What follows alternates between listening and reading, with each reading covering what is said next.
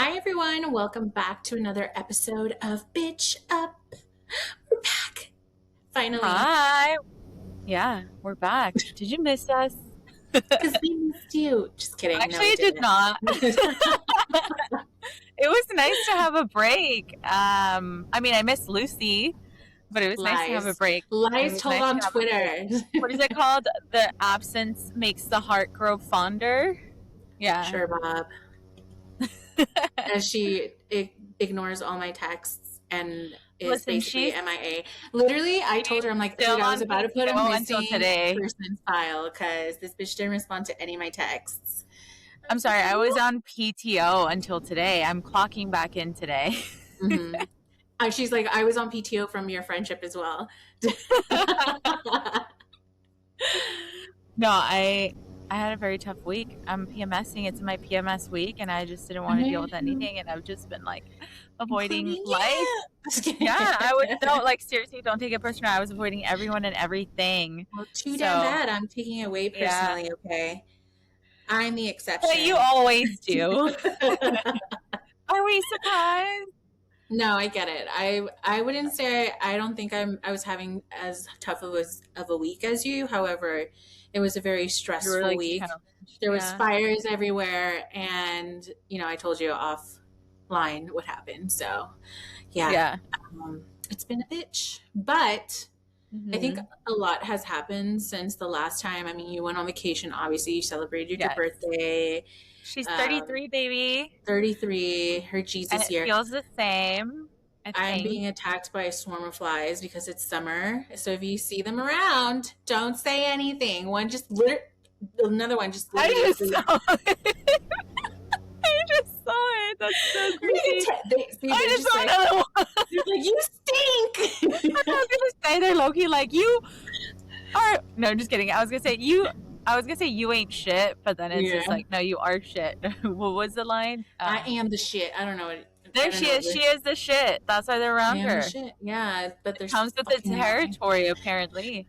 Yes, don't leave your doors open, people, because they come in and out. I swear, every time I take Nala out, it's like one makes it past. They're like door. Waiting to come in. Yeah, they're feeding. Is that the word? Whatever. I don't know. I'm my nostril on. Wow. I just had a stroke.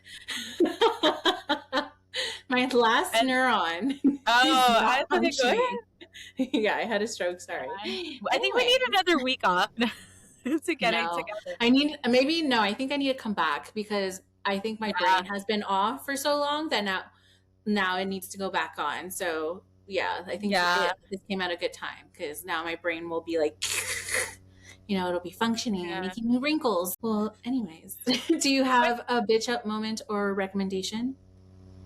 So my recommendation this week is to go to Cabo. If you guys haven't, and I'm saying this because I famously did not like Cabo. Not that I didn't like Cabo, but I remember our first time that we went to Cabo, even though we had like a blast, I had very strong opinions about why I wouldn't go back to Cabo. I didn't like, certain things about it especially because I was comparing it to my experience in Cancun when it came to like getting in the water, the all-inclusive experience, the nightlife even, and everything. And I feel like I went again and I think I had a different experience, obviously, because this time I went with my boyfriend, but I think I planned it a little bit better because also that time that we went, it was really on a whim. And so, we didn't go with our itinerary, right? No, did we? No, right? Did we? We were just rolling with the punches. We really did not really built out an itinerary or anything. The last time we went was for your birthday, right? Or am I tripping? Okay, it was for your birthday. Well, I think you had previously been there or something like that. Yeah, I think I've been there twice or 3 times. Yeah, so twice. I think the last time I remember, the first and last time I had gone, I went with you. It was for my birthday. And we invited a couple of our friends and, some of them went and we had a good time. And then Lucy and I were there for like fucking 10 days, I want to say. We literally moved in to the resort, which was kind of fun too because we had to work and it was like a whole thing. But yeah, we had our fun and we had our stories from it. I think you guys have probably heard some of them in past seasons. But it was very much like I said, it was on a whim. We were just kind of rolling with it, and that was that. So I didn't have like, so I think I was just like, oh, I don't think I would come back. And then the opportunity came to go this time around, and we planned it, and I think I got to experience a different side of Cabo, and then also I got to go to San Jose del Cabo and kind of had like, I felt like I got to experience the best of both worlds, or at least some of it, and I had a good time and I enjoyed myself. So I just want to recommend it to people if they want to go. Is there a specific place that you recommend that changed your mind, or? No, I think it was just the whole experience, like in the sense of like I appreciated that this time around I was able to go to more beaches that were swimmable, whereas like the first time we were just bound to the pool, right? So I appreciated that. Didn't we go to, is it El Paso, the Islas del Espíritu Santo? Yes, but that was out of the way. Like that was like its whole excursion, and that was fun, and I would love to go back. Actually, that was one of the things that we didn't get to go do this time that now we're going to go back for at some point, hopefully. But I meant like in the zone, like in actual like Cabo, that there wasn't any beaches. We were just bound to the pools in the resort. Like that part I didn't like, because I love how in Cancun you could just go to your beaches right there, and it's just so chill, and the water's really refreshing. And the waters are a little bit more dangerous in Cabo, at least in some of the resorts. So you really have to be mindful of where you're staying. And so I think also I didn't really get a good experience of their cuisine because we were at the all-inclusive, and the all-inclusive did not have the best food. So that's true. And we got sick at one point.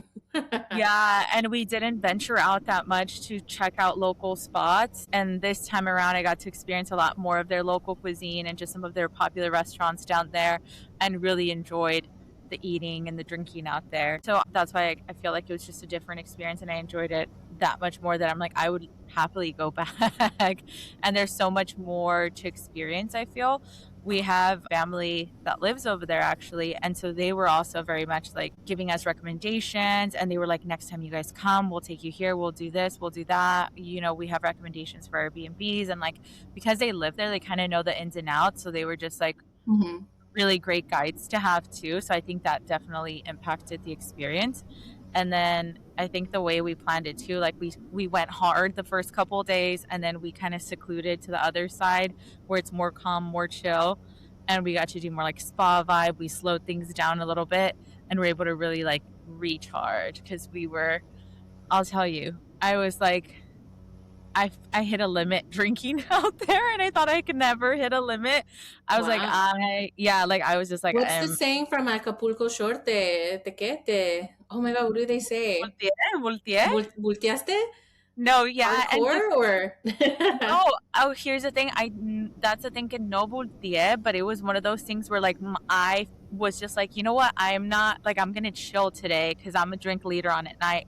I can't be drinking all day, every day, back to back. Like my body was just like not gonna be functioning. Yeah. So it was one of those things where it's like my body was kind of like, bitch, slow down, calm down. Yeah, like your age is getting serious. You need to get serious too when it comes to your drinking. And even like my boyfriend and I were like, I feel like we drank more when we went to Cancun. And I was like, right? But like we did drink a lot. I felt like I drank that. I came back from the trip being like, I am done with drinking. What were you guys drinking? For a few time.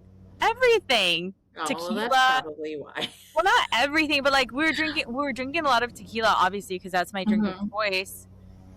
Yeah, like we were just having margaritas. We're having mojitos, but like definitely nothing outside of the norm of what I would be consuming or what I consumed in like Cancun. Well, I mean, nowadays the tequila you drink matters because so some of them are chemically made, so those are usually the ones that fuck you up. So now you have to be very. We were drinking tequila that we liked. Like we purchased like the one that we liked to drink while we were there, and then when we would go out, we would buy like Don Julio, even though I know that one does have additives and stuff like that. But that's one that we do enjoy drinking. And I had to be on my tequila Red Bull bullshit because I was like, bitch is tired. I need a little pick me up. And it was just funny because it was just there was moments where I was just like, wow, like I'm really getting older. Like this is crazy. like the comeback is not what it used to be. And so I had to be more judicious about my drinking. But I had so much fun, like I said, and it's not like that ruined the vibe. And I didn't know it yet to the point where like I ever threw up or anything like that. That's not, it was more just like me being more self-conscious about like, maybe let's slow our roll today because we did too much last night, and you know, like we want to have a good night tonight, so like maybe let's not drink too much during the day. Yeah, so like I said, just being more judicious. But overall, had a great time, would go back, would love to go back, especially now that we have the plugs that we have. I was even like, oh my god, I'm coming back with my friends. And then and yeah, so I recommend it if anyone hasn't gone, anyone wants to go, anyone's thinking of going. Fun time. Hit her up, slip into her DMs, ask for the connects, for the itinerary guys, for the hookups. Well, I'm glad you had a great time, and I'm glad you're back and you're alive. Yeah, I made it back in one piece. I was kidding. Yeah, no, like you've been gone for so long. I was like, I don't know what to do with myself. And you're like, and you were MIA. No one know where you were. No one knew where you were. When you got back. Yeah. Literally. But no, I'm glad you're back. Well, I actually I feel like I've done so much in like the span of a week. It's crazy. So like you were gone on vacation with your bae. I was gone on technically a work event. Well, it was a work event. That's the only reason I left. However, I took advantage of the fact that my work event required me to be in Portland, or just Oregon in general. And I extended my stay to actually explore Portland and the areas around. And I did it by myself. It was my first solo vacation, technically. Yeah, it was my first solo. Yeah. At least, it was. Oh my god. Done so much. Just kidding. Like, I'm so proud of myself. No, it's crazy because this was there was a lot of firsts. It's the first time I've been technically on a hike by myself. I told myself I wasn't going to go on a hike because I did want to. You're notoriously not into hikes. I'm not into hikes. Very surprised. And definitely a bitch moment for you. I didn't want to take up my hike. The hike that I wanted to do could have taken up my whole day, which I didn't want to because there was so much to do and so little time to do it. And I also didn't trust myself being by myself. However, I did take my camera with me to take photos because I want to take advantage. As you guys know, I've been taking photography a little bit more seriously. So I figured I would take it with me so I can get some shots. And the reason I went on this hike accidentally is because I wanted to go to Multnomah, something like that, falls, where they filmed Twilight in the background in the falls. However, there's like no parking in that area. So I had to bail on that falls and go to Bridal Veil Falls, which was a 10-minute walk according to my GPS. And I ended up hiking in jeans and a nice little top and my sambas with my camera. And I was like, I should have worn something different. I should have worn my board shorts and my t-shirt. I felt like that would have been a little bit more like appropriate because I did feel a little awkward just passing people who were like in their hiking gear with they're all sporty spies. I'm like, sporty spies. I'm like, thank God I had my water bottle with me and I had like already filled it with like a cold Powerade. So I'm like, at least she was prepared. So I had her essentials. Yeah. I had my sunscreen on, my little sunglasses, so we were good. I did my 10-minute hike to this, did not enjoy a single bit because I was looking on the ground, making sure there was no snakes around, because it's warm out. I won't say I didn't enjoy it. It was really pretty. Yeah. Lots of moss, lots of plants. The waterfall was really pretty.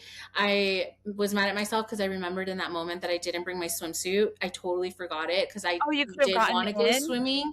Yeah. So I was like, this would have been perfect to go swimming in because the water is nice and cold, but everything happens for a reason.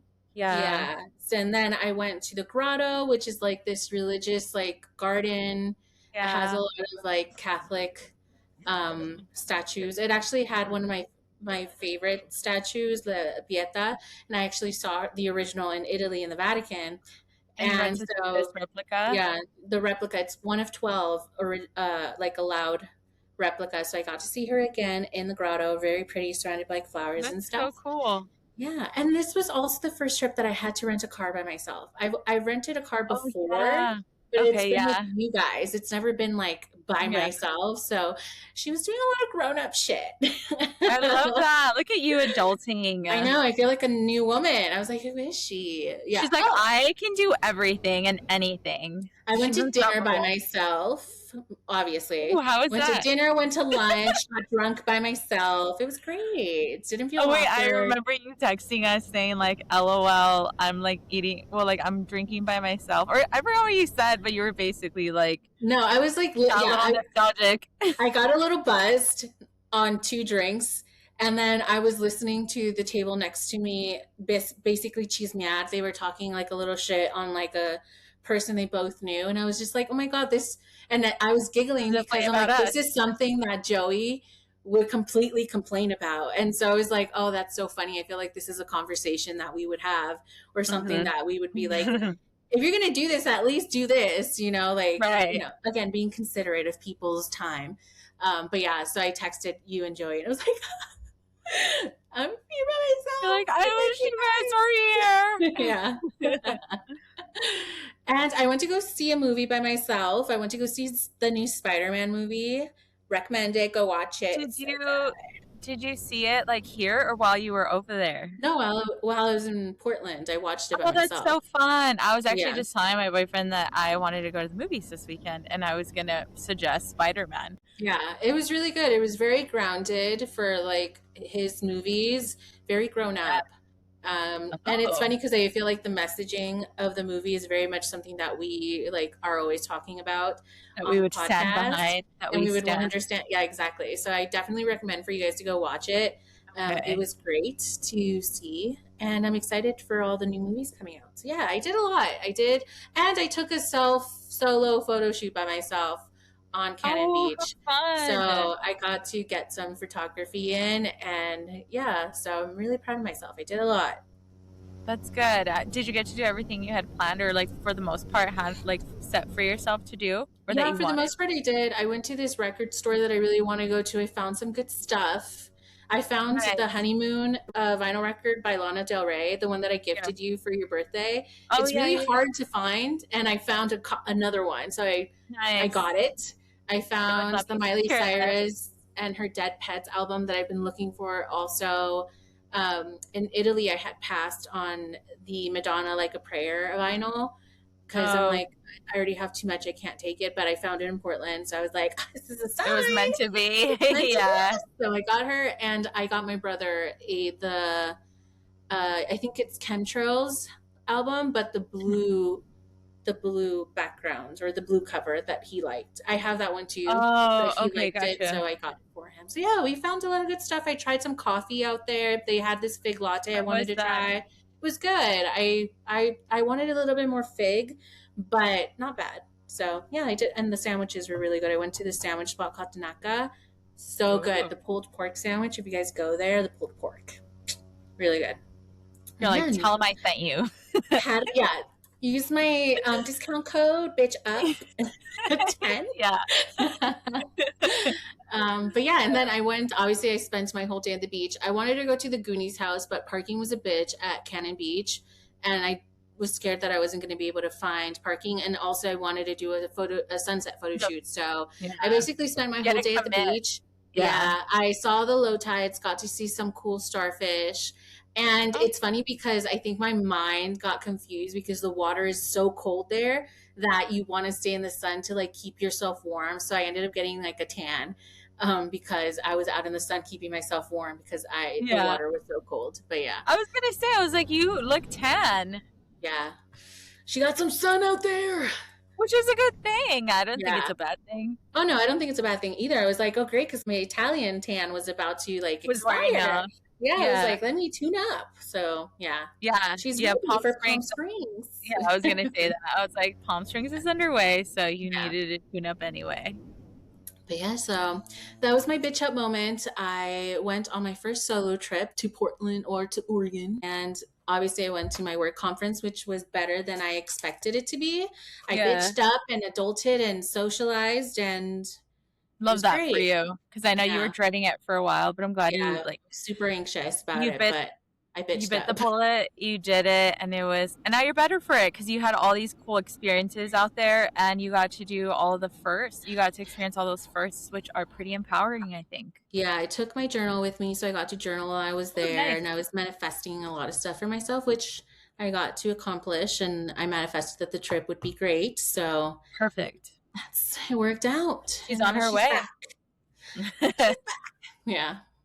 That's good, friend. I'm glad you had a good time, and I'm glad you Thanks. ended up renting the car because I think it helped you kind of. Honestly, renting a car was giving me a lot of anxiety too, I because I was like, remember. I need to go pick it up, I need to go drop it off. Like, I'm scared. I'm like, I don't want to get insurance for it because I'm not going to have it for that long. It's going to be more expensive. But I'm like, I hear things about Portland or just like Oregon drivers in general and how strict the highway patrol is there. So I was like, but it was fine. I was like, mindset. I'm telling you, I'm having so many strokes today. Oh my gosh. Okay. Anyways, well, as for today's episode, we decided to keep it a little fun because it's summer. Obviously, there's a lot going Yes. on, but like once August is over, baby, it's Halloween for me, okay? Like I am ready for fall. I am ready for all the Halloween activities.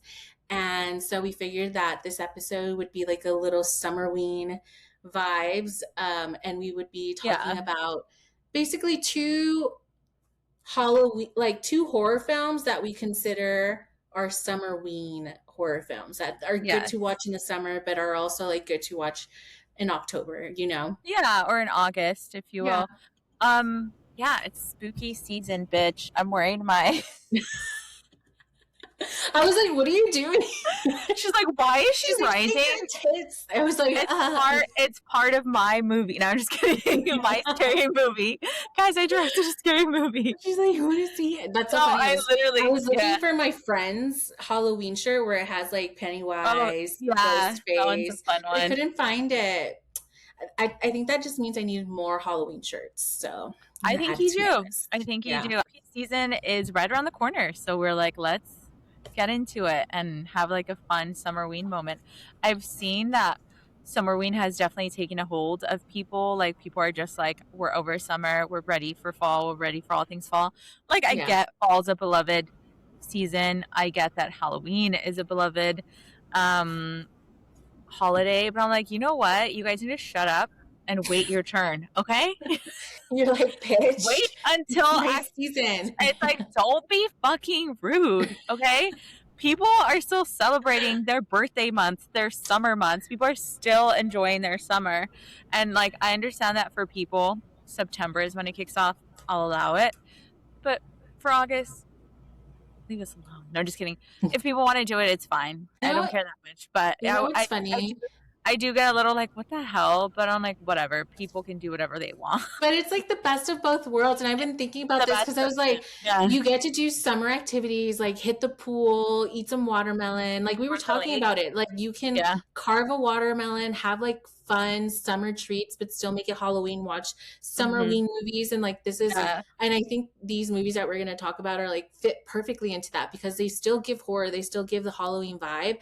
But I will say, I feel like this year I find myself yearning for fall more, but I'm not a fall girly like that. I like Halloween, but I wouldn't say like fall is my favorite season, but I've come to appreciate it more this year. Really? Yeah. Or in the past couple years, I think I've come to appreciate it more. There's just something I feel like you have been into fall like in recent years. But anyways, the movies that we're going to be discussing today for Summerween are Friday the 13th, the original from 1980, and Sleepaway Camp that came out in 1983. So very much in the same time period. We decided to go based off of environments when it comes to Summerween. So we picked camp. You know what's funny? How original. You know what's funny? When I was at my hotel for work, Jaws was on, so I literally spent my free time watching Jaws. That's hilarious. I was like, oh, this would have been perfect if we picked Jaws for Summerween. But we picked camp. We didn't pick aquatic. Carry on. Okay, so for this breakdown, we decided to go based off of some topics that these films could have in common. So one of the first things we decided to judge them on and compare them on was camp atmosphere and Yeah. realism, right? I would say I think that both films give like a pretty realistic camp experience because Yeah. obviously they were both filmed in actual camp. Actual So camps, which yeah, we appreciate. Like, yeah, thank you. appreciate how Thank you for realistic they sticking to the went. course. Yeah, thank you for sticking to the script. Yeah. But of course, each movie gives a different camp vibe. I think the difference, starting with like Friday the 13th, is that the film starts before summer camp starts. So it gives a more isolated vibe. I think Yeah. also the environment that Camp Lake, Crystal Lake is in, it has more trees, a little bit more It plants. feels a little bit more secluded. Yeah, a lot more secluded just because of how dense all the greenery is. Yeah. And even, for example, in the first shot, when you have the girl who Annie, when she's like kind of running through the forest, it just gives maze vibes. Like there's like this impending doom because it's like, oh my God, how are you going to get out? Like, where are you going? Like, you don't know where you're Right. going, right? I think also the fact that they played on the weather because it goes from like sunny, wholesome summer Mhm. vibes to like literally Yeah. rainstorms. So it really plays into like this, like you said, isolated, also rustic And just vibes. eerie. Yeah. Hmm. Yeah. Yeah. Camp. I don't know if I was going to call it something else, but what is it called? Okay. Camp Crystal Lake was also like, it gave more older vibes too, and more like Hmm. abandoned vibes than what I got from Sleepaway Camp. Yeah, definitely. I think it's because it's so ominous because even throughout the plot, you have like these very superstitious characters. So Yeah. it's just a very ominous, superstitious, like again impending doom. Like it's Yeah. always that's just the way it starts and that's the way it feels, especially as soon as the weather changes. It's like, oh, like shit's Yeah. about to go down because that's when the first kill starts. It's like as soon as the weather changes, you that's the first kill. Yeah, and even I think at the beginning, I feel like the movie begins in at nighttime because Hmm. it's the first, or like not the original kill, but like the Yeah, one from, what is the it, the opening kill. 50s? Yeah, the This opening the kill. 68, yeah, the kill in 68. The two Yeah, camp counselors. yeah, Yeah. exactly. Where I think Sleepaway starts more of like daytime vibes. So I thought that was an interesting contrast. But Yeah. you're right. I think the weather does play into giving you like what is it called? Like foreshadowing, like Mhm. how things are It's a moving. good plot device. Yeah, there you go. Yeah. Yeah. I also like how the camp counselors themselves have like a very authentic routine throughout the movie that makes it realistic and it humanizes them because they are doing like pretty realistic preparation for opening week. Like they're unpacking supplies, they're painting They're like fixing signs, stuff, fixing they're stuff. setting stuff up. They're like clearing the bushes, right? So, and even just introducing the characters because obviously a lot of these people don't know each other. So they get to know each other through these like acts of physical Activities. labor. Yeah. Yeah. And again, that makes the plot line flow a little better because you don't automatically like, oh, these people just know each other, right? So it's like, oh yeah, like you get to see how the chemistry kind of develops based off how they interact doing all of these things, which I Mhm. appreciate. And again, it just allows for like a quick introduction of all the characters, and it also develops their character enough where you get to know them and you get to have some sort of sympathy if they end up dying, you know? That's and this is for Friday the 13th? Yeah. I I mean, it's felt pretty quick, but Yeah, I was gonna say, like, I yeah. felt like I actually didn't feel like there was enough substance to kind of sympathize with the characters. Like, I felt like it did fall a little flat in terms of just like storyline, if you will. Well, yeah, because I mean, all of this is happening within a day, right? So it's Yeah, like realistically within a day, you only know these characters so far. Even I would say, yeah, like, the way that the POV in the film is very first person, so you're seeing it within the POV of the killer. So yeah, you're getting to know these characters through the killer's eyes, right? right, So you only know so much. Obviously, there is another perspective where we do get to see them interact outside of the POV of the killer. right. But again, since everything's happening within a day, the stuff you learn would be enough like, hey, we've built enough rapport to get to know these people and kind of what they're about. And like Hmm. we know that Ned is like looking for love. We know that, That is just little horn dog. Oh, yeah, these he's a are all little horn just horn dog. dog, horned up Everybody's a little horn teens. dog. But like, the two couples, like, oh, they seem to be like really into each other. Like they seem to know each other, came here together to like be camp counselors, but they grow enough chemistry together where they're like very in tune, even when they're doing like when Ned pretends to drown, like they're all very in tune and working together. So it's Oh like yeah, enough that was a good chemistry has scene. been built Yeah. where they can work together and like are decent camp counselors, right? Yeah, I would say that scene definitely just it leaned into like, oh, like you guys would know what to do in this type of Situation. situation. Like you guys are good first responders. Your point, like you guys do work well together. Yeah, I would say though, I agree with your stance on the plot, maybe not so much having so much sympathy for them because you don't really know them. I think Sleepaway Camp does a better job of developing the plot and has a Yeah. better way of has better storytelling as far as And like even backstories. yeah. Yeah. Yeah, but At as least far as for the like main characters. as far as the like actual environment, in comparison to Friday the 13th, it's a lot more open. To me, it gave a little bit more of like a small community than like being in the wilderness because like the Yes, there was grass a is lot. like cut. They Yeah. had like a whole little baseball plot, like Yeah. there was just, It and they felt had like like a bigger. entertainment center like where they could all The like go and recreational center. yeah, the Yeah. recreational center exactly. And it's like Yeah. the difference too is where Like it's social. I the forgot what camp it was. counselors getting attacked. Here it's more so you see the actual kids are at camp. Are Like the ones that summer are camp is, targeted. yeah. And it's also a lot more chaotic, I feel. But I guess it's Because also there's so because many of more the people. yeah, but it's also because of the age group. I think Hmm? because it's so focused on the teens and on like the younger end, because Yeah. even the main character, the protagonist here is 14 years old. So she's Yeah. like kind of going into her teens, right? She's still kind of a tween, but like going into her teens. Yeah. So because I think the plot line is kind of focused on them, it's a lot, it focuses a little bit more on the social dynamics of the kids than rather the actual environment. So you kind of base the energy on their interactions rather than what Interactions. the The environment environment energy is. is giving you. Yeah. Yeah, because even you're right, like the environment is definitely bigger. There's just way more structures. Hmm. Like one of the questions that I had for you was what camp would you want to stay at? Like would you prefer to stay at Sleepaway or the what is it called? Arwalk or whatever? Arwalk, I think so. Yeah. Between the two, which one would you want to stay at? Eliminating the killer vibe moment, like just like scenery wise, like which one do you think you'd like better? Me, I was going to say, as someone who doesn't enjoy hiking and is always on the lookout for something that could kill her, funny enough, aesthetic vibes, I feel like I would prefer Crystal Lake Yeah, just I knew because you would say that. aesthetically it's better. But and to me, Crystal Lake or that camp reminded me of the camp that I went to when we were in sixth grade. Like it was just Mhm. more trees, more vibes, like more rustic for sure. And that's how I always imagined camping was. It's more rustic rather than like super bright and like to me, Sleepaway Camp was giving more like Disney Channel games in a way, um, than like you know you Actual out in the camp. woods. Yeah, but Yeah.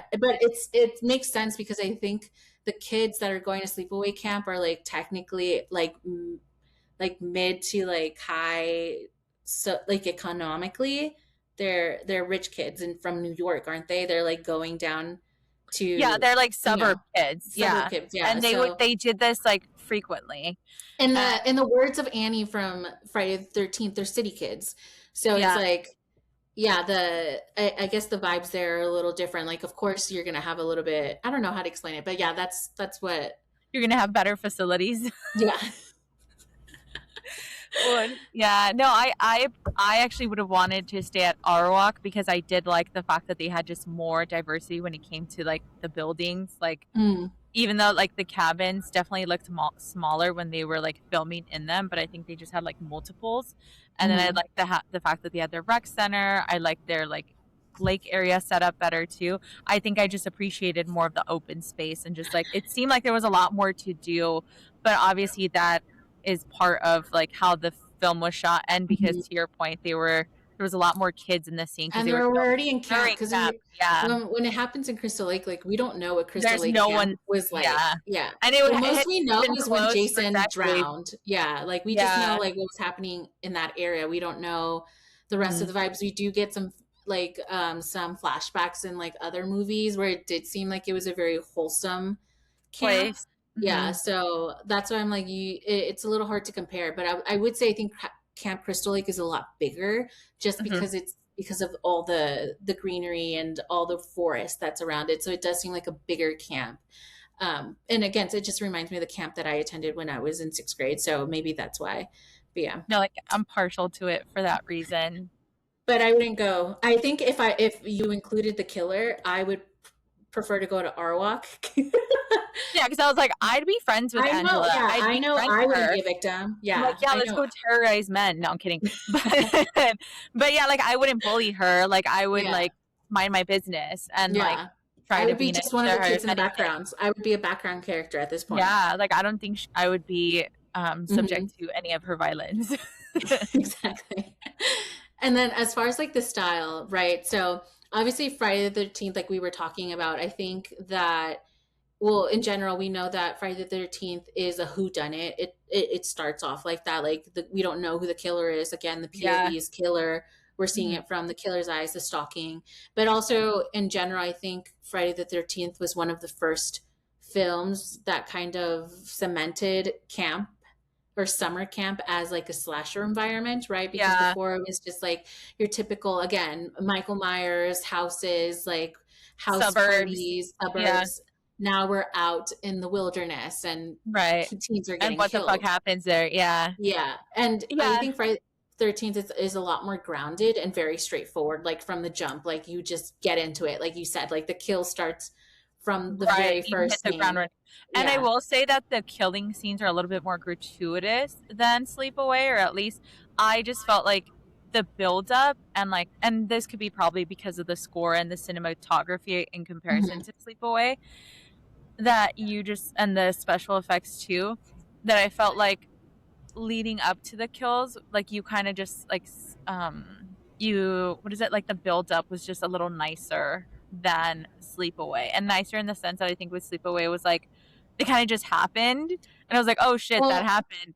And with mhm. the Friday the 13th, it was like you had the music, you know, that the little chant that it would happen, so you knew that it was coming.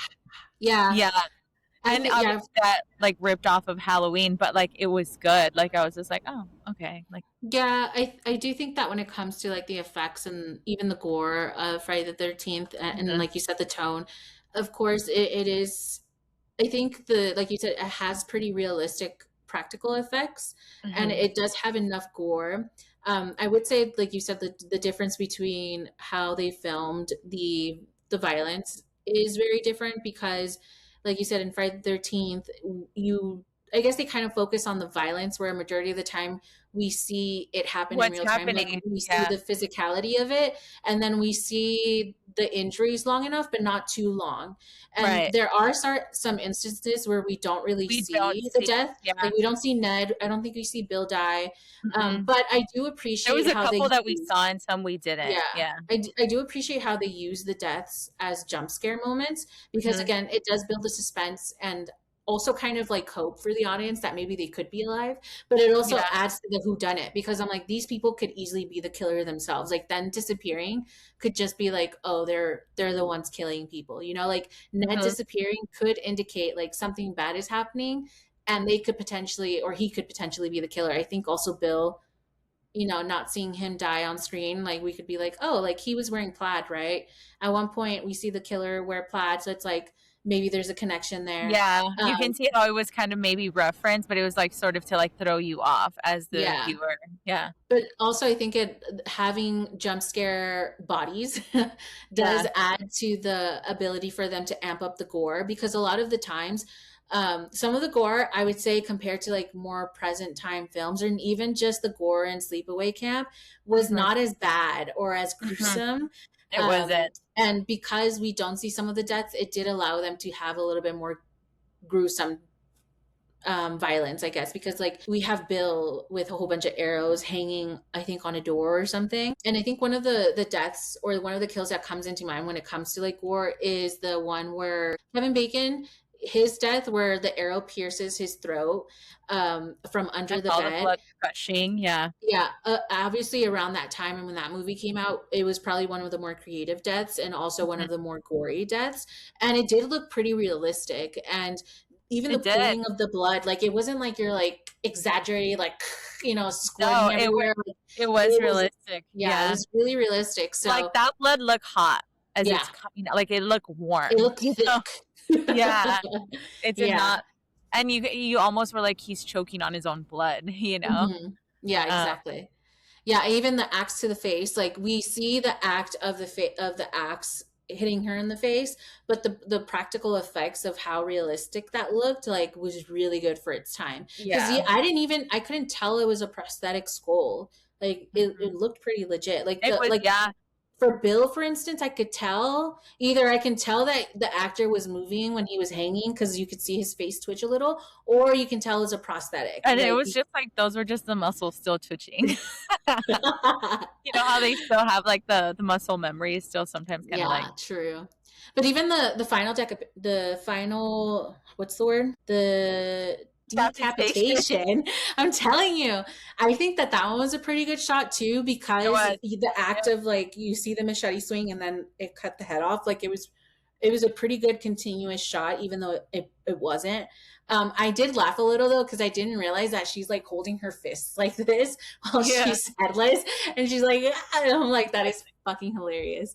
But yeah, I think like you said, it Like focuses a lot more on definitely the got physicality of in it. yeah. Yeah. There was some cheesiness, yeah, It's but an 80s slasher, and one could even argue it's like I don't want to say it's the mother of 80s slashers, but it was like one of those things where it's like you to your point, a lot of good slasher films were inspired by it, you know. I think it definitely did a lot for practical effects for sure too. Yeah, Yeah, and I agree. As far as like the sleepaway, and like we were talking about the the tone, I killing. guess. Oh yeah, Yeah, I would say Sleepaway to me, I enjoyed it because it was campy and it was it also was. like a who done it, but it was campy because of the behavior of the characters because the acting was like so hyper exaggerated. It Um, was. I don't know if it was just because it's really bad acting and the kids were and it was kids acting And or it if was it was all legit kids. Well, yeah. some of them were a little bit older than Yeah. you would think, but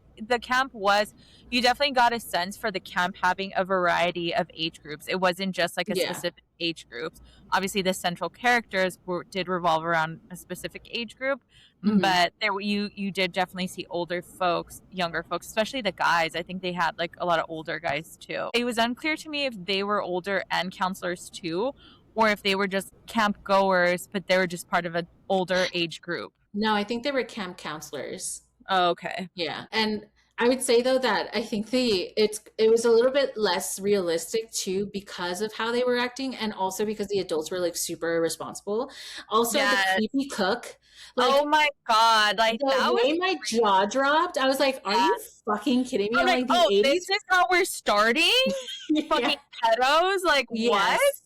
And like the fact that everybody's so nonchalant about it, like Yes. And I was just like, was that on purpose? Was this what was yeah. happening in the 80s? Is this why? But I was also getting like racist tones too. Oh, there was Obviously, racial right? undertones. Okay. Yeah, for Yeah. sure. So I was just like, okay, maybe that explains why like they're a little like turn the It was eye the on it. 80s. It was Reagan's Right. America. Of course there Yeah. was racial undertones.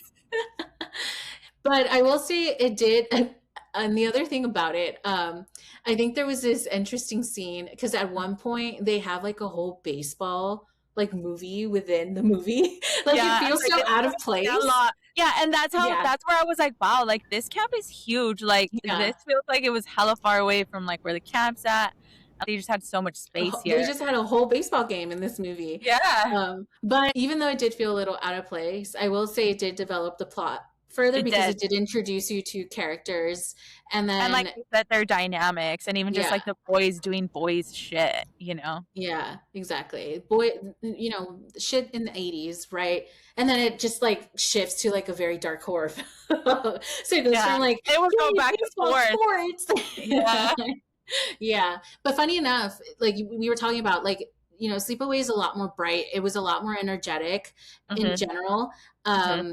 Again, because of, I guess, the age range that I was focusing on. And even the wardrobe of the characters was like a lot more bright and had a It lot was. more like neon and like, It was very definitely giving poppy 80s. colors. Yeah. Yeah. But even then, I felt like even the wardrobe was a little exaggerated.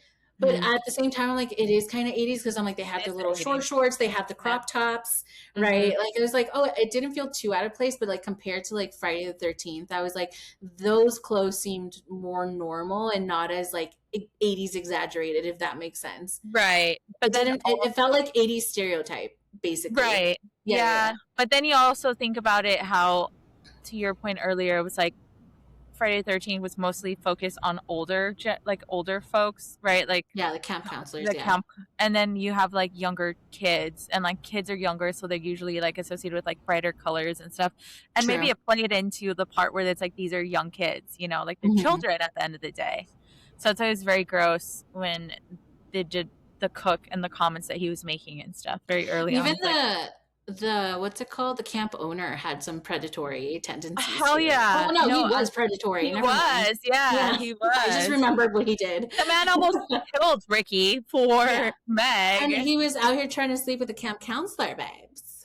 Well, No, he I was sleeping with her. literally thought there was a point where, like, you know, when he finds, like, I don't know if we're getting ahead of it, but like when he finds Meg in the shower and she's like dead and he's like, Oh, you ah, thought he was gonna do some necro I shit? thought for a second was giving like, he kind of like, oh, and then Oh, I'm gonna go avenge her.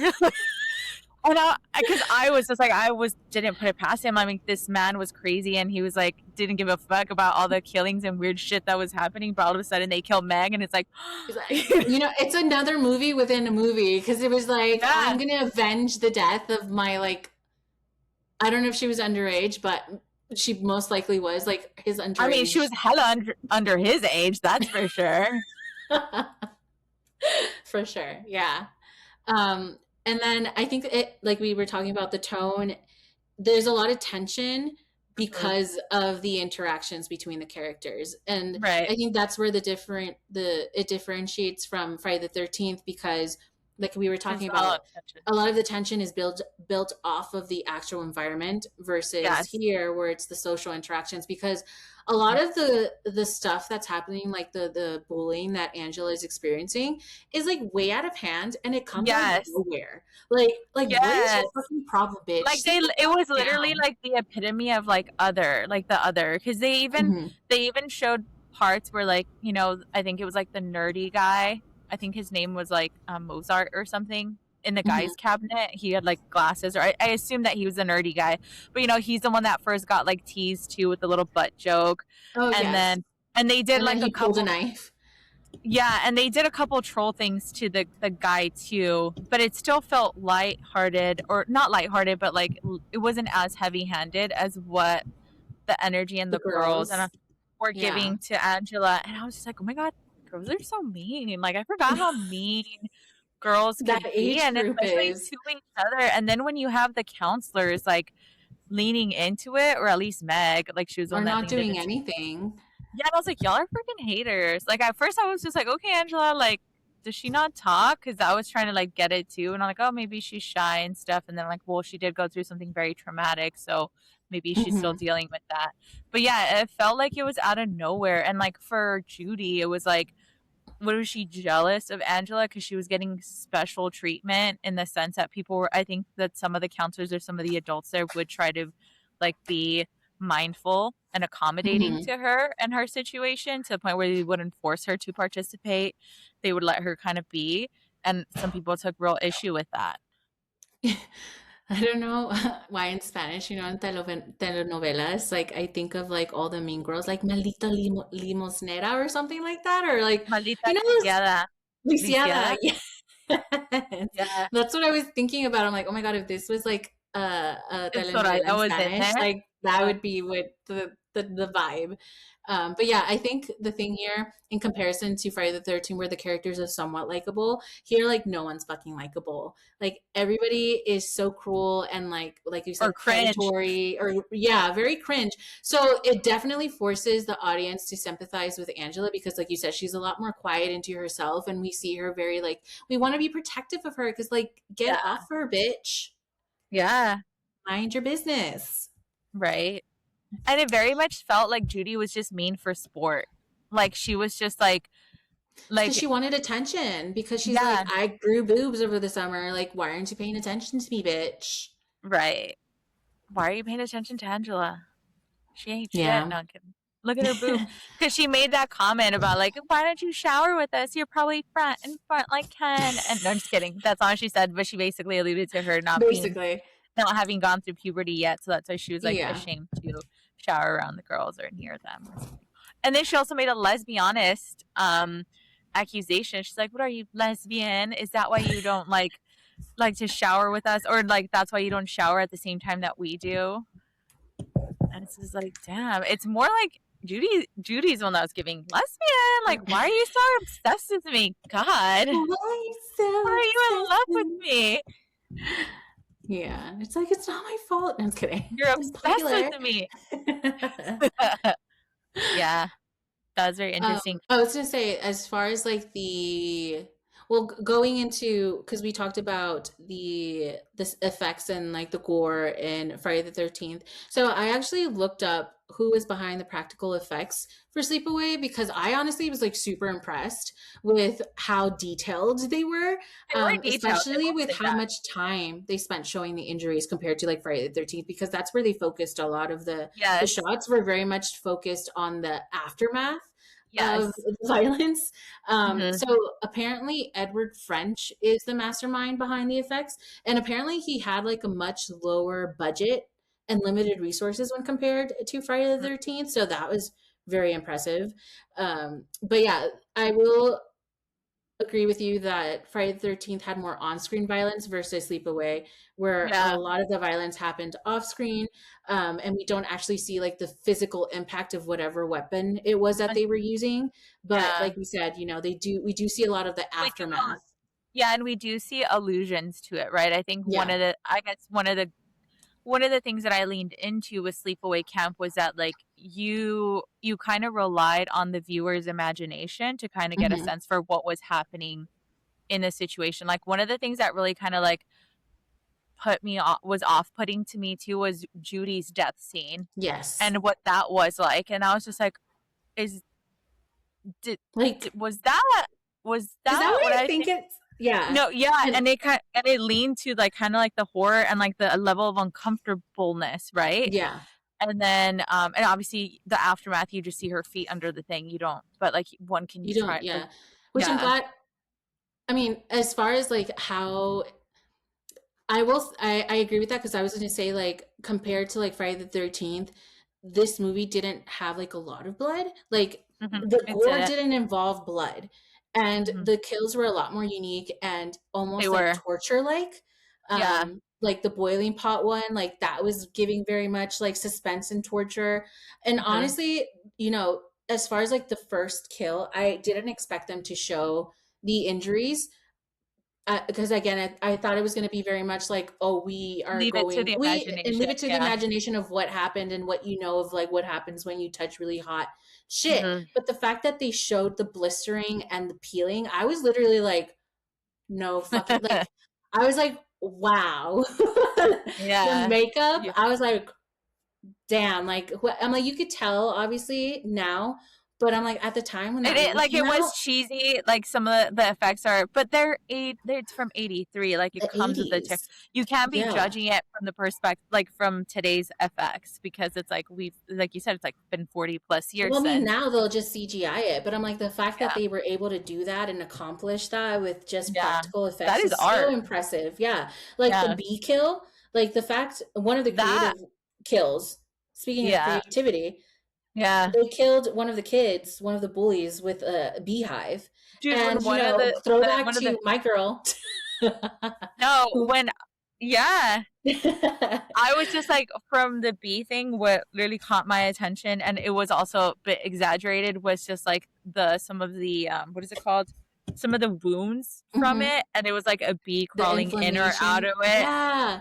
And I was like, so that was definitely leaned into the grossness of it, and also just kind of like the horror of it all. That was honestly like his my favorite completely covered. Yeah. Oh, okay. I was just like, beautiful. Like the makeup, the gore, like the fact that you could do gore without doing blood. To me, creative.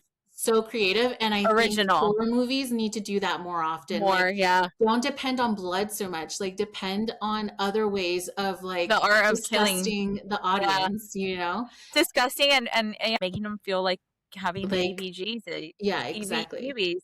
What I thought, I think it wasn't well, one can argue this was one of the first kill or the first, the boy, what's his name?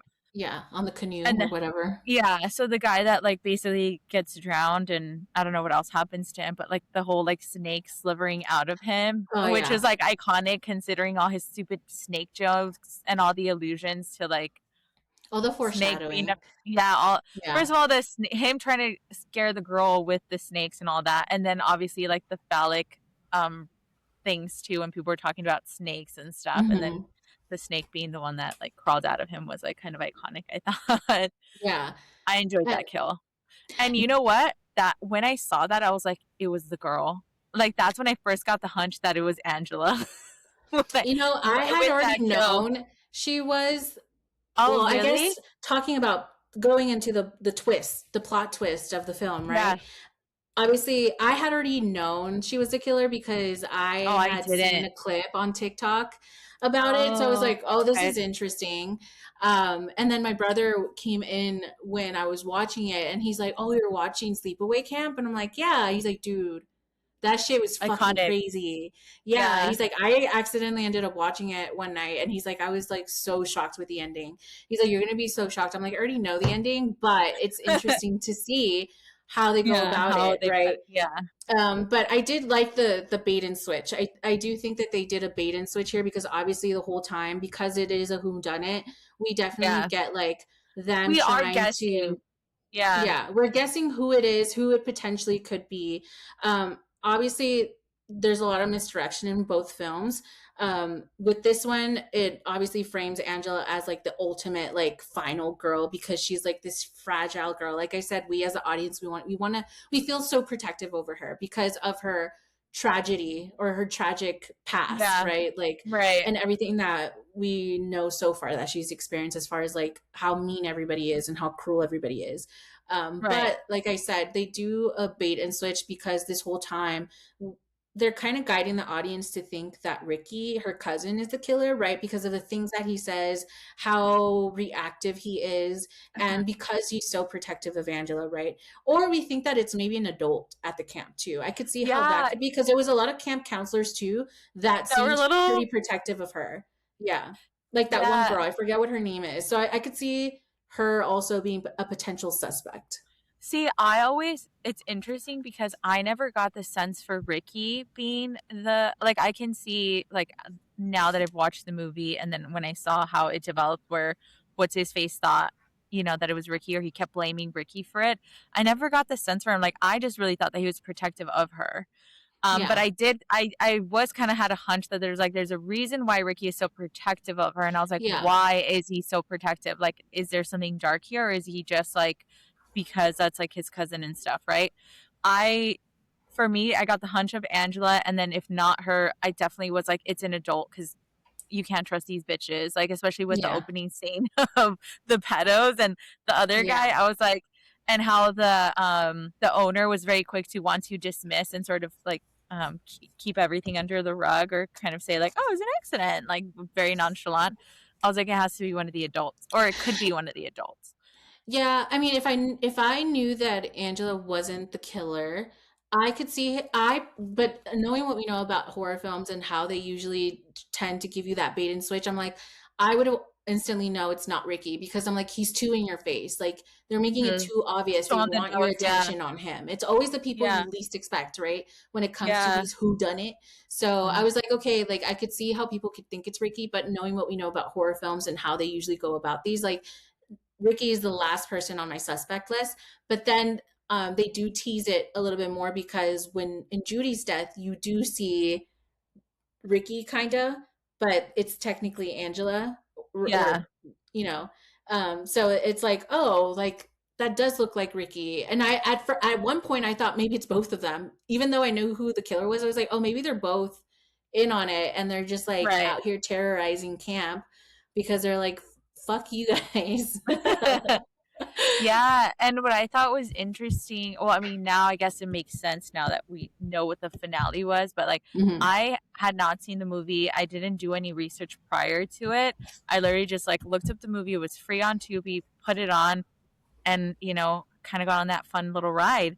And then, so when you see the killing of Judy and how very like obviously like the sexual undertones to How that, gruesome especially that shit was. Yeah, yeah, that and was the sexual very and gruesome the and part where disturbing. literally yeah, and because there was like the like obviously the penetration or whatever and the insertion and things like that. So I was like, oh, this has to be a male killer, right? In my head for a Mhm. second, because I was like, because of the type of kill that it was, and we've talked about how like the villains or stuff, and like how that always ends up being like the very like phallic part of like just the stabbing or whatever. But then Yeah. but then and then I was like, but then I was like, no, but like I think it's Angela because she's like, fuck all of yous that are coming for me because obviously all the people that were coming for her are the people that ended up being her victims. So And then you funny get to the enough. finale, and I was like, oh, so it wasn't. Just kidding.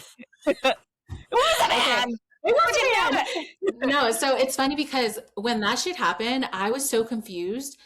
Okay, so basically the way Judy died is through a curling iron. Okay. It was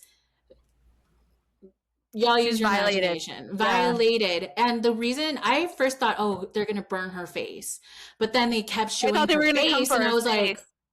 Yeah. oh my God, And that then the is shadow, and then it crazy. just like lowering. So that's why I was just like, is Yeah. And this I was what like, I think it is? And I ooh. honestly was still hopeful that that wasn't the case until Yeah. like I think later on when I was reading about it, that people were like, yeah, like Yeah, that was that's what happened. what And I was like, happened. oh, Ooh. Yeah, that yeah. was gruesome. Like as much as the girl was a bitch, like that was Yeah. probably one of the more The most gruesome off-putting deaths. ones, Yeah. yeah. And it's the fact that you Not didn't even, see it. You it's just your pure and that's what imagine I'm saying. like That really fucks you yeah, up. That that really really fucks you fucks you up, up. especially as a woman, Creative. like seeing that Yeah. as a woman too, right? Yeah, exactly. I was like, ooh. But so I kind of want to go back to Friday the 13th and just like their villain. Obviously, we know that what the twist is there, right? But I think looking back, I have seen this movie several times, but I was actually like looking at this one and taking notes, and I was like, I feel even though people say it's one big plot twist, I think it's like several little plot twists because For Friday the obviously 13th yeah, for or Friday the one. 13th, Okay. because they bring in a new character in like the last quarter of the film. They do. And Okay, then, go ahead. but a lot of people don't.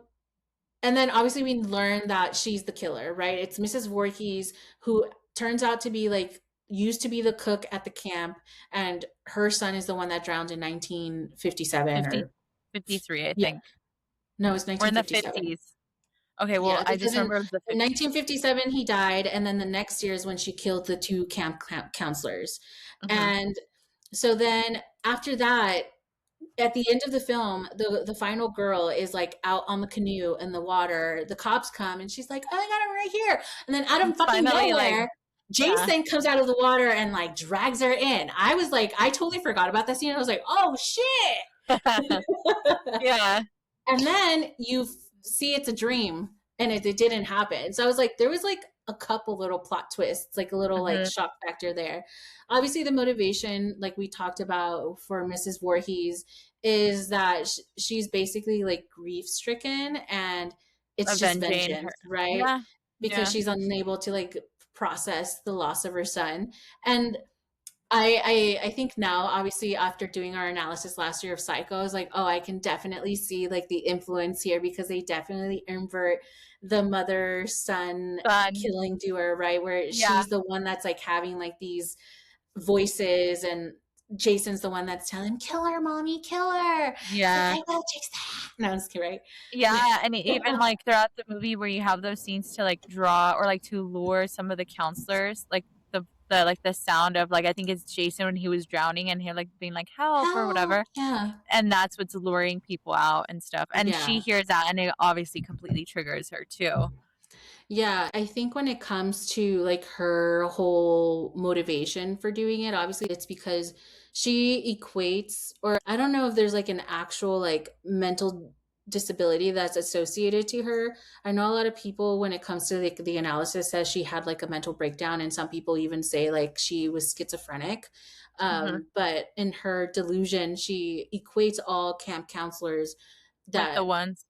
well, that inherently they're all like negligent, even though, and I hadn't noticed this before, like even throughout the film, you hear the counselors say how like you can see how responsible they are. Like they have this want and desire to work with kids, work and with the like kids, I said, to clean and like things up, to like set the camp up, make sure everything's good. Even like I said, like when they saved Ned from drowning, like I'm like, you would think as a serial killer or be like, you know, oh, these are good. Yeah, these are good counselors. They're actually paying attention. They know what to do. Like they would have saved Jason, right? And that's where okay, go ahead. No, go ahead. No, I want to hear your butt. I was just gonna say that's why you do feel the sympathy for her, because ultimately she was just a mom who lost her kid, and she genuinely believes that she's protecting her like other children from experiencing the same thing. Yeah. In a way, that's why she doesn't allow the camp to reopen. Yeah, and at the end of the day, she's just a tragic character, because technically her whole like villainy wouldn't have happened or could have been prevented. Her son, if they were paying attention. One might say it's like justified. And this is why like the POV is so like leans into that, because your POV is the killer, so then it allows you to kind of create a little bit more of empathy for the serial killer too, in a way. Oh, but what I was gonna say is, when you were talking about, okay, first of all, I do want to say some people were saying that it was a valid crash out for her to have, you know, killed all these people because of what they did to her son, especially because her son was clearly a special needs kid and they just did not give a shit. But what I was curious about is like her coming after all the counselors. Like we said, maybe it's because she's like, I will be damned if I let this place open up again and put other children at risk. Or if it's like, because I feel like there's a lot of allusions to the sex part of it, where it's like these counselors were having sex, and that's why they because I think she says it when she's like telling the final girl, like, you know, like that when Jason drowned and stuff, and you know what they were doing, they were like inside having sex or whatever. And so like a lot of the people that she was targeting, or at least the first couple, well, I don't even know though, because but Ned died first. The first killing was having sex, but Ned died because he was a horny bitch too. Yeah, because he was a little horn dog. So there's always like that element of like he also y'all being horn dogs. He faked drowning so he could kiss the girl. So I would understand why she'd be pissed off. Like, she's like, you don't fucking play with that shit. There's an actual kid that died drowning, and you're out here making a joke out of it. You die first. Yeah, I can see that. Like, I don't get why Annie got killed in the beginning. Like, she was definitely, like you said, I love kids, and this is my dream. I want to work with children. I want to feed them and cook and do all this stuff. But maybe it was also because Miss Voorhees was the cook originally. She's like, bitch, that's my job. Could be. and that's also where you wonder if like that's where either like the storyline or the plot fell flat, and I don't know, but like that's where like I had trouble with the movie, in the sense of like, at first I was like, what the hell? This whole time the killer is not even introduced until the very end. But then one can say it's like, that's what's iconic about it. And the way she comes in and just fucking, you know, fuck shit up. It's like, this is the bitch that is the one that's like wreaking havoc on everybody. This whole time you think it's a man. Yeah, well, that's the whole thing too, because like we were saying with Sleepaway Camp, they do misdirect, and they did the misdirect here because obviously, like I said, they do the killer POV. We get a lot of first person from the killer, and they do make us believe that the killer is physically strong because of the type of kills that they are making, right? Like again, Bill is pinned to a wall with a whole bunch of arrows, and then she throws out one girl through the window. Even the clothing. That lady is freakishly strong because she's a mother. Okay, she's a mother. Haven't you ever heard that? Mother's love and mother's strength. Have you ever heard of how like people say like women just kind of muster all this strength because it's like, especially when their baby's like, or their child is in need or in crisis mode. Yeah, like that's why this bitch was just like pounding on these people. But I was also gonna say like the outfit, that because she doesn't come in with the same outfit that we see the killer wear throughout the kills. Because the killer's wearing plaid, so the clothing we see is stereotypically masculine, right? Yeah. And then also, and that's what I was talking about, like with the plot twist, we technically don't know it's a plot twist because we're introduced to this middle-aged white woman, and she's like harmless. Horror tropes, technically we don't see her as a threat as an audience because she's blonde and she's white. Yeah, and and she's a woman. she's an older woman at that. And then when she knows, like, oh, I'm a friend of the Christies, and Yeah. oh, I And used even to the work final girl here. is a She's like, white oh blonde God, girl. So it's like yeah, stereotypically horror movies in the 80s, a lot of the final girls were blonde and white. So it's like, yeah, oh, like this lady is here to help, you know? Like, yeah. Because even yay. she was even like, oh my God, thank God, when Yeah. she's like, oh, it's me. I'm a friend of the Christies, and I used to It's work here. And me, then she Jessica. starts putting two and two together, which was cool because that was a parallel with like us as a viewer. That as la girly, como se llama? I forgot what the final girl's name was, but as she's kind of realizing that Miss Voorhees is actually like who she is, or like that she's a little crazy, we're also realizing that with her. I'm Yeah. like, good for But her. I will say where here in this film, when she does the psychological switch when she sees the corpse, that's the plot twist relies a lot on the monologue Mhm. versus Sleepaway Camp. It's literally the last 60 seconds of the movie, and we just get a visual shot, and then the movie ends, and we're like, what the Yeah, fuck? Like, we yeah, get and then no explanation at all. Like, there is because nothing. there's It's no just pure aftermath. shock. Yeah, it's just pure shock, and then you're just there with all these feelings and all And all these these thoughts and all reactions these and questions. all these questions, and then you have to run it back because I remember I ran it back, especially when she would have her flashbacks. Because I was like, okay, let me understand because like this is obviously like key for her character and like her backstory, and yeah, it was. And then I was like, oh my God, is that a penis? And then because it was like I know that the counselor said like, oh, she's a like you know that she's a dude or whatever, or that she's a guy or she's a boy or something to that effect. But like I completely missed that because I was so I don't want to say shocked, but I was just so like, well, I guess you can call it shocked at like the noise that was coming out of her. Like I was like, what? Like that really leaned into I was like like, the what is monster happening? of it The all, you know? animalistic. I was like, why Yeah. is she like an animal? Like, first of all, Yes. I was like yeah, that's what I was honestly, like. They were definitely that trying to death. dehumanize her. Because I I was will. just like, oh Yeah. sorry, go ahead. Yes. Yes. Yes. Yes. Yes. I agree with that. I would Yeah. say though, I did like how both films ended with a decapitation, but it was just different, right? Like we have the Same decapitation but of Mrs. different. Yeah. Voorhees, same but different, and then over here we have the decapitation of Paul, who was just a horny boy that was basically pressuring Angela into doing things she didn't want to do, Right. and she was like, And then he "Bitch, cheated come on here, her. take your clothes off."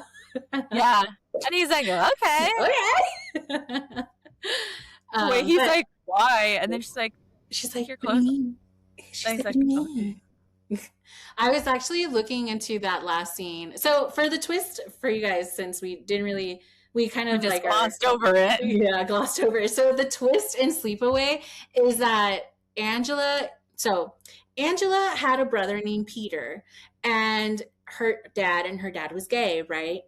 Mhm. And her dad, there's this boating accident with basically, I guess they get decapitated or something. I don't know what happened. They both die. We don't know who Yeah. dies. We don't know if Angela dies or Peter. Then Yeah. throughout the film, We just know that dad definitely dies. yeah, we know the dad definitely dies. And then we see Angela and we get through the movie. And at the end, it's revealed that Angela is actually Peter and that her Right. crazy aunt made her live up as or raise her up as a girl because she's like, there's way too much testosterone in this house. There's way too much boys. I always wanted a little girl. Yeah. So you're going to be a little girl. And And your my name's husband Angela. left me, so I can't have a girl. So Yeah. you fell on So my lap. basically, she raised Peter as his sister because his sister's name was Angela. But then we learned that Angela actually was the one who passed away in the boating accident. And then at the end, in the last literally 60 seconds of the movie, we just see a man body with Angela's face and a penis going. Yeah. And Yeah. then the movie ends. It was scary. Like, it was scary. Fuck?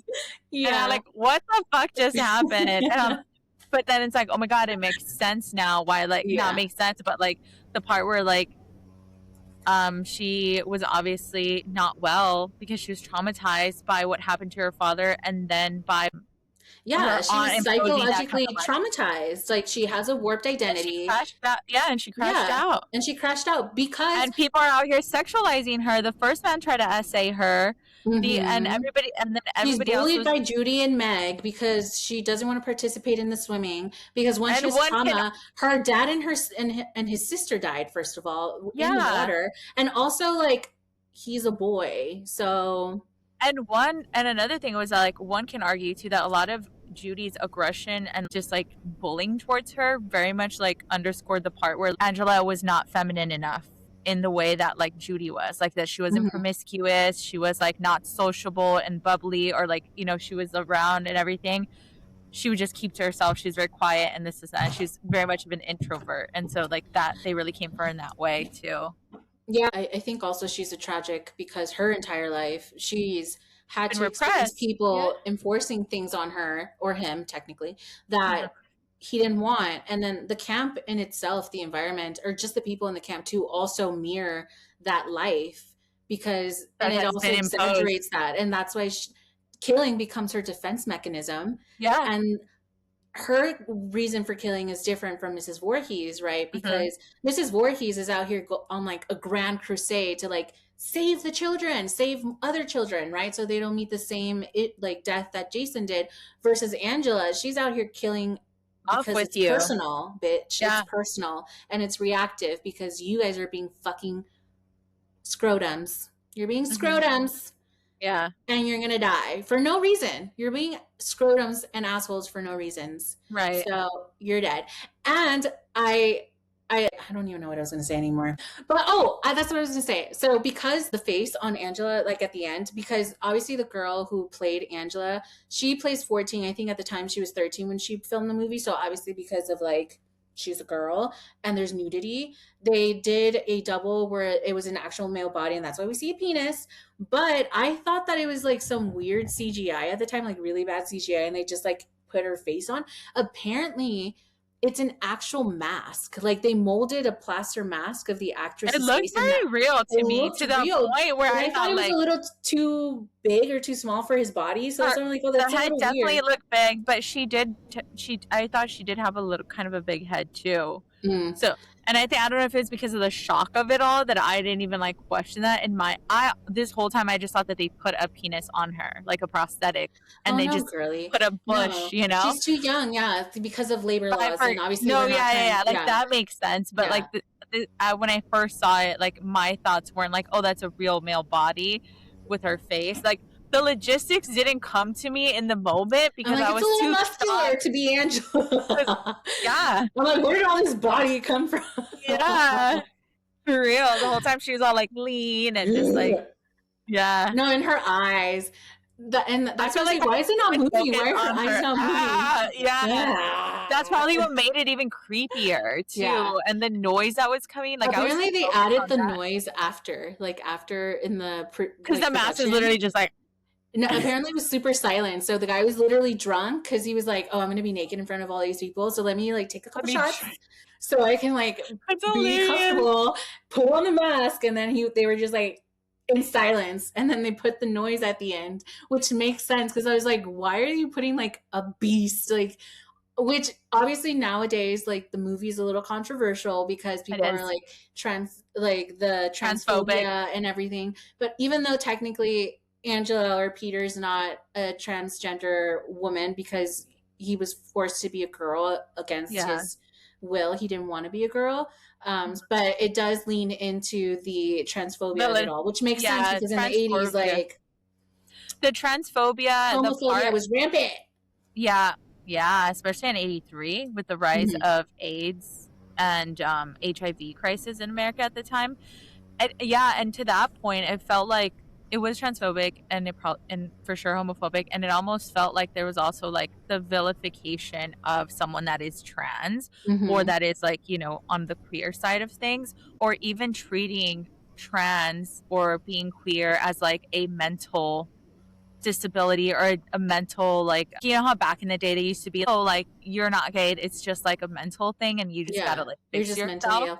Because even I think they focused the mental illness, the way they too like much on her dad's relationship with his lover, like that whole medical, scene of seeing them in bed together. I was like, what are you trying to push here? Like, what's the intention of focusing on it almost felt to a point where that was part of the trauma, so that like and it that gave played like into it was her part sexuality. of the trauma. Like her confusion of like her identity, or his identity, right. Yeah, and can I just say that I will say the opening scenes when the crash happened, and just like it was funny. Like the little girl, like, oh my gosh, I don't have those, and then the gay husband.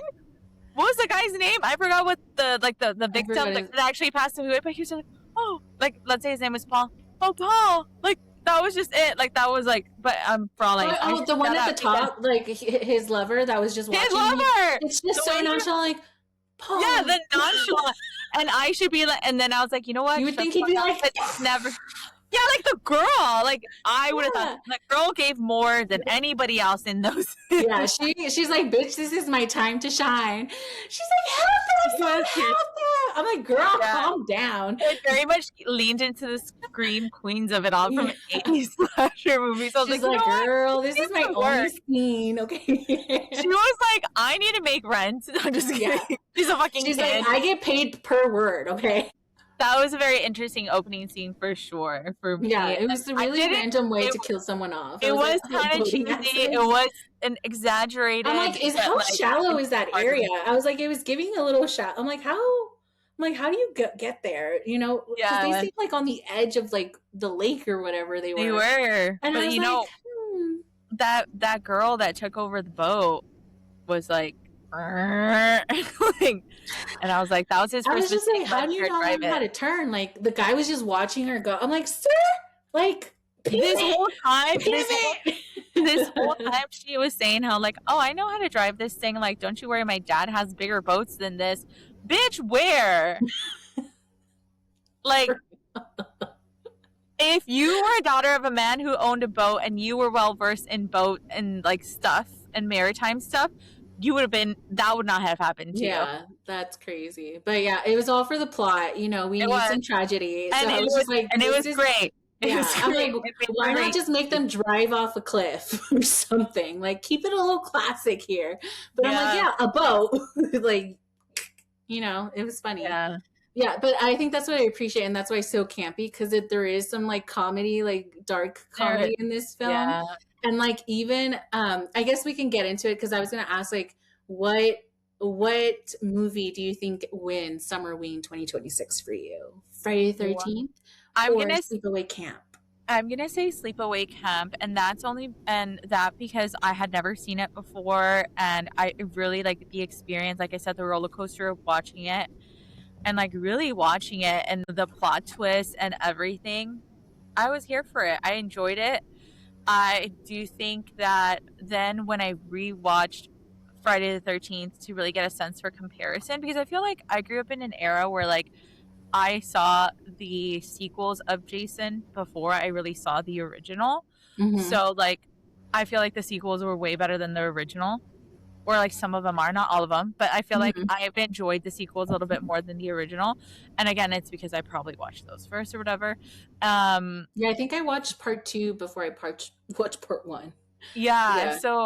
So it definitely, so I feel like, and then when I finally watched the first one, I was like, oh, like, okay, like I get it. But also like I said, I felt like the storyline or even like the writing even the filming, I think I noticed like the cutaways.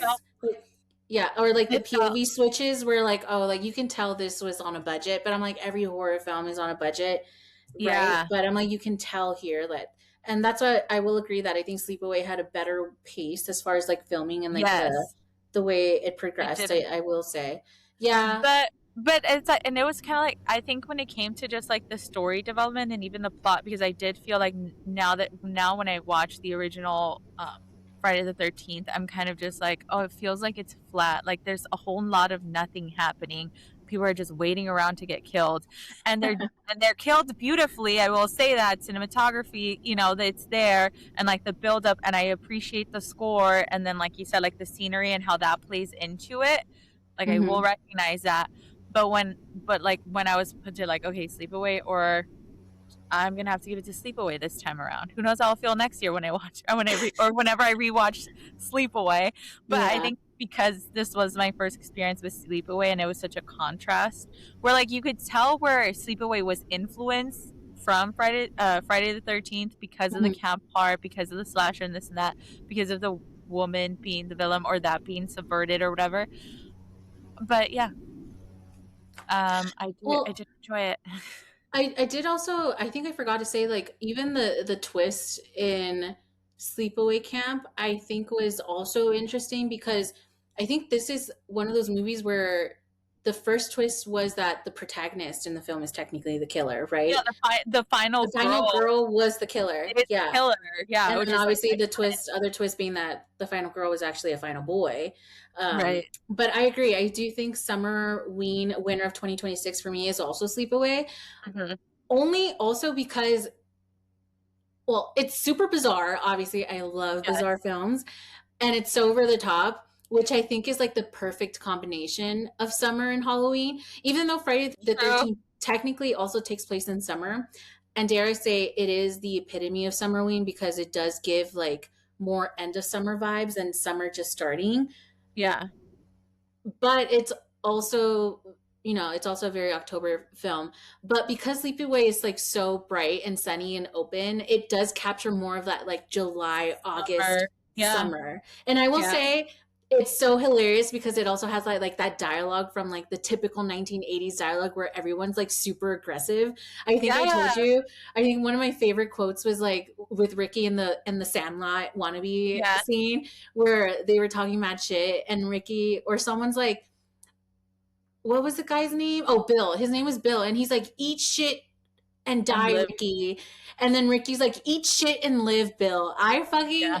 died laughing. I was like, I literally wrote that shit down because I'm like, I need to say that. Like, eat Yeah. So shit don't and pick live. up. Yeah, eat shit Gonna, and live. I thought that yeah. was so funny. But also, if you were to throw like a Summerween party, I feel like Sleepaway Camp would be a Be much funner to more watch. fun collective watch because obviously Friday the 13th is more standard. It comes with like typical slasher horror, but Sleepaway drops like a bomb in literally the last The 60 last, seconds of and the then it film. ends, and Yeah, then and it's then like it ends, and it it's so literally mind mic boggling. drops. Yeah. It literally, well, it head It's a drops, but like nuclear it mic bomb. It's drops. like, Yeah.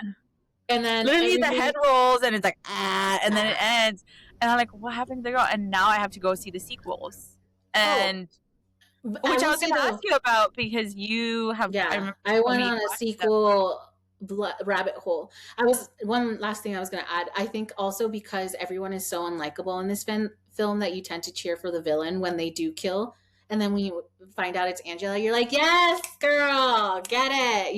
Like at the Yeah, end of the day, after you're like done being yeah, mind catch fucked, your you're lick. I'm like, just kidding. get Yeah, her. literally. Fuck her up. Put your hair up, bitch. No, I was kidding. Um, no, I did watch the sequels for Sleepaway. Funny enough, I will say that I didn't like them. No, just kidding. no, I actually am a fan. Like, Oh, I cool. love the sequels. They are obviously, I think they definitely give, because they know that they're dumb.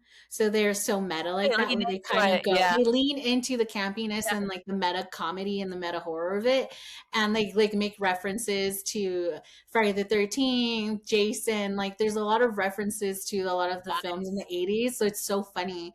And even just Angela, it's a different actress in the next two films. Hmm. The next two sequels is a different, but her as a character in general, she's like so quirky and very different from the first one. So I will say it does feel like a She's different older movie, now in the second one, or is she like just by like a couple years. Like I think in the first one she's like 14. I think in the second one she's like 16ish, I want to say. So it's like a couple years after. she's a real But teen in the she's second a real one? She teenager. went through She's puberty. she's She had back as a camp kids. counselor. Yeah, but I will say it did feel like a different movie sometimes because I was like, oh, like I wonder how they put together, like they do tie the first movie together. I will say don't watch the 2001. Watch it, but it wasn't great. But the original actress does come back in that one, so it's Oh, a little ode. But after that, I was just like, this is really dumb. Like this is so stupid. yeah. Like But we lost the camp plot, and we lost the plot. No, we and just we lost the are plot in now, general. The acting. and I, we're in I was stupid. just like, what are we doing? Sometimes films don't know how to age well with the times, unfortunately. Yeah, but it was good. I enjoyed Sleepaway Camp. I'm actually been looking forward to watching a lot more movies that I haven't been exposed to as far as like camp related. I did see a couple more movies in there that I was like, oh, that looks like fun to watch. So maybe we can talk about it in our horror films section for Halloween. We'll revisit some of these unknown films that we haven't watched. Or just or at least films that I think it would be fun to watch films that we haven't watched and try to go into those blindly, because like I said, I had a really good time watching. Now that I've like survived and digested it all, I'm like, that was a good watch. Yeah, so we recommend for you guys to go watch Sleepaway and watch the sequels up before 2000. Watch all of those. Lucy's not a fan. Yeah, after that, sometimes I'm like, girl, why you keep going back? Like, what is the motive here? You know, but like, it's funny. Like, some of the kills are like the kills in number 2, iconic. Like, there's some iconic kills. Some of them are so dumb. Creative. Yeah, the very creative kills. Like, they continue the creativity there. So definitely recommend for you guys to watch the sequels. But yeah, go watch Sleepaway Camp. And yeah, I don't know if we have any closing statements here. No, I think it's just like I said earlier, it's still summertime, bitch. No, I'm just kidding. So go outside and continue to live your best summer life. Yeah. But also, like, if you guys are into doing Summerween, hope you guys are having fun. Hope you guys are like carving watermelons. Hope you guys are watching fun stuff. I've seen on TikTok, so many people have been so creative with it, so it is fun. And it's another excuse to get together with people. So we're all for community. That. Yeah, so have fun. Yeah, summer is supposed to be fun. So whether it's Summerween or just good old summer, go have fun. Go eat shit and live. All right, and everyone. Then the fly just comes on you. No, just it's giving like what is it? It's a paid actor. No, literally at this point, no, it's giving like a Scary Movie 3. Yeah. That would have been hilarious. Anyways, the fly didn't get it. It missed its moment, but it wasn't. Yeah. It missed its moment of being that scream queen girl from the lake. Yeah. Help them! No, but I hope you guys had a great time listening to our Summerween episode.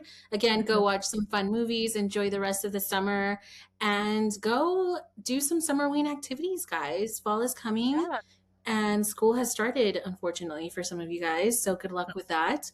But yeah, hope you guys have a great day, great weekend, great evening, and a great life. Yeah, we're back. So get used to it. Bye, everyone. Adios.